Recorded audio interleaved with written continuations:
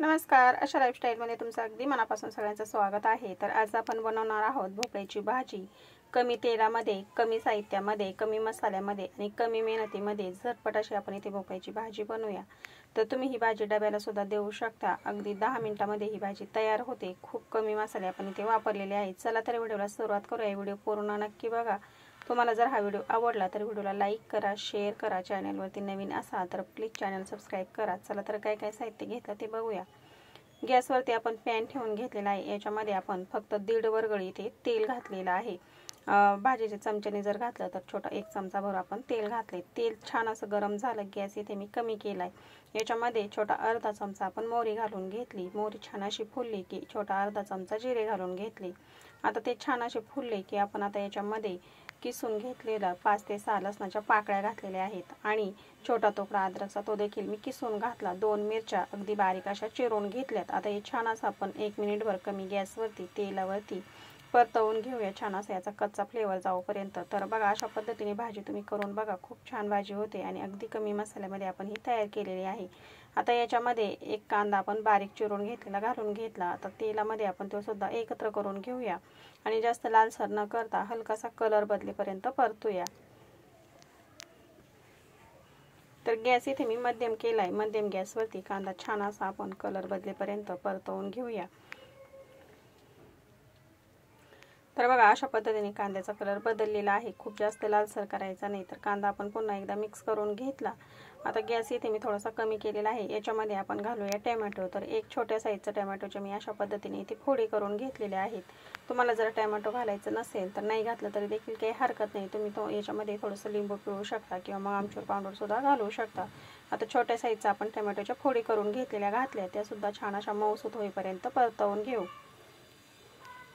तर बघा, टोमॅटो छान असा इथे मऊसूत झालेला आहे। एकत्र करून घेतली सर्व जिन्नस। पुन्हा एकदा गॅस कमी ठेवलेला आहे म्हणजे आता हे जळणार नाही। आता याच्यामध्ये आपण सुके मसाले घालून घेऊ। तर चवीप्रमाणे आपण मीठ घालून घेतलंय आणि सुके मसाले सुद्धा आपण खूप कमी वापरणार आहे। तर छोटा अर्धा चमचा आपण आता याच्यामध्ये मसाला घालून घेतलाय आणि छोटा अर्धा चमचा याच्यामध्ये धना पावडर घालून घेतली। पाव चमचा आपण आता याच्यामध्ये हळद पावडर घालून घेऊया। सर्व जिन्नस आता आपल्याला पुन्हा एकदा मिक्स करून घ्यायचे। तर अगदी थोडेसे मसाले आपण याच्यामध्ये घालून घेतलेत। आता छान असं एकत्र करून घ्यायचे। कांदा देखील छान असा मऊसूत झालाय आणि टोमॅटो सुद्धा छान असे मऊसूत झालेले आहेत। बघा, सर्व जिन्नस आपण छान अशी एकत्र करून घेतली। आता एकत्र करून झालं की आपण याच्यामध्ये कट करून घेतलेला भोपळा घालून घेऊया। तर अशा पद्धतीने इथे मी थोडेसे मोठे तुकड्यांमध्ये असा भोपळा कट करून घेतलेला आहे। तुम्ही याच्यापेक्षा बारीकही चिरू शकता किंवा थोड्याफार फोडी तुमच्या आवडीप्रमाणे तुम्ही इथे चिरून घेऊ शकता। तर बघा, भोपळा अगदी कोवळा लुसलुशीत असा आहे। तर याची मी साल काही काढलेली नाही। जाडसर जर भोपळा असला तर त्याची साल काढून घेतली तरी देखील चालेल। हा अगदी कोवळा असा भोपळा आहे तर शिजेल देखील पटकन। तर मी याची काही साल काढली नाही आणि अशा पद्धतीने याच्या फोडी करून घेतल्या। आता छान असं एकत्र करून घेऊया। माझ्या या पद्धतीने भोपळ्याची भाजी तुम्ही नक्की बनवून बघा। खूप सोप्या पद्धतीने कमी तेलामध्ये आणि कमी मसाल्यामध्ये आपण ही भाजी बनवलेली आहे। बघा, आता हे छान असं एकत्र करून झालं की आता आपण याच्यावरती झाकण ठेवूया आणि गॅस कमी करूया आणि कमी गॅसवरती आपल्याला छान असं आता हे शिजवून घ्यायचे। तर बघा, मी कमी गॅस केला होता आणि अधूनमधून 2-3 वेळेस मिक्स देखील करून घेतलं होतं म्हणजे खाली आपल्या पॅनला अजिबात करपणार नाही। आता आपल्याला याच्यामध्ये पाणी घालायचं नाही, वाफेवरतीच आपल्याला शिजवून घ्यायचे। तर आता पुन्हा एकदा मी एकत्र करून घेते आणि आपण याच्यावरती पुन्हा झाकण ठेवूया। 2-3 वेळेस अधूनमधून मिक्स करून घ्यायचे म्हणजे खाली करपत नाही। तर आता एकत्र करून झालं, मिक्स करून झालं की आता आपण याच्यावरती पुन्हा एकदा झाकण ठेवूया।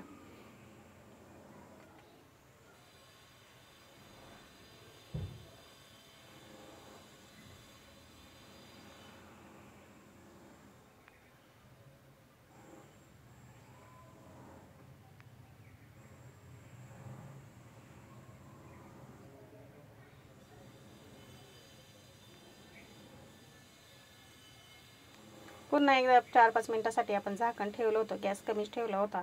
आता तुम्ही बघू शकता इथे फोडी ज्या आहेत भोपळ्याच्या त्या छान अशा अर्ध्या प्रमाणामध्ये दिसतात, छान अशा मऊसूत झालेल्या आहेत, पूर्णपणे शिजलेले नाहीत अजून. आणि कोवळा भोपळा आहे तर त्याच्यासाठी आपल्याला जास्त काही वेळ लागणार नाही. तर आता मी एकत्र करून घेतल्यानंतर आपण चेक करून बघूया की आपल्या भोपळ्याची फोडी जी आहे ती किती शिजलेल्या आहेत। याच्यामध्ये पाणी घालायचं नाही, या वाफेवरती छान अशा शिजतात। तर बघा आता एकत्र करून घेतलं की आपण चेक करूया की आपल्या या फोडी छान अशा मऊसूत शिजल्यात का।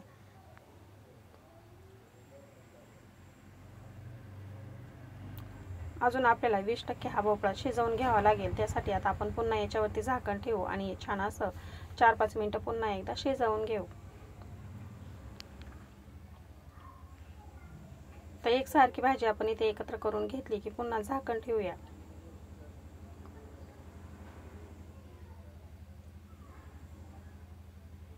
कमी गॅसवरती परत एकदा आपण 4-5 मिनिटं याच्यावरती झाकण ठेवलं होतं आणि आता एकत्र करून घेतल्यानंतर तुम्ही बघू शकता छान अशा भोपळ्याच्या फोडी ज्या आहेत त्या इथे शिजलेल्या आहेत आणि मस्त अशा मऊसूत झालेल्या आहेत। आणि भाजीचा कलर तुम्ही बघू शकता, खूप छान असा कलर आलेला आहे भाजीला। तर आपली भाजी इथे तयार झालेली आहे। आता याच्यामध्ये आपण बारीक चिरून घेतलेली कोथिंबीर घालून घेऊया आणि एकत्र करू आणि गॅस आता बंद करूया। भाजी आपली इथे तयार झालेली आहे। तर बघा अशा पद्धतीने भाजी तुम्ही नक्की बनवा। तुम्ही ही भाजी डब्यालाही देऊ शकता।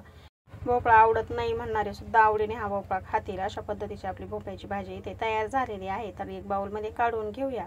तर या पद्धतीने भोपळ्याची भाजी तुम्ही सुद्धा नक्की बनवून बघा। आजचा हा व्हिडिओ तुम्हाला कसा वाटला मला कमेंटमध्ये नक्की सांगा। व्हिडिओ जर आवडला असेल तर व्हिडिओला लाईक करा, शेअर करा।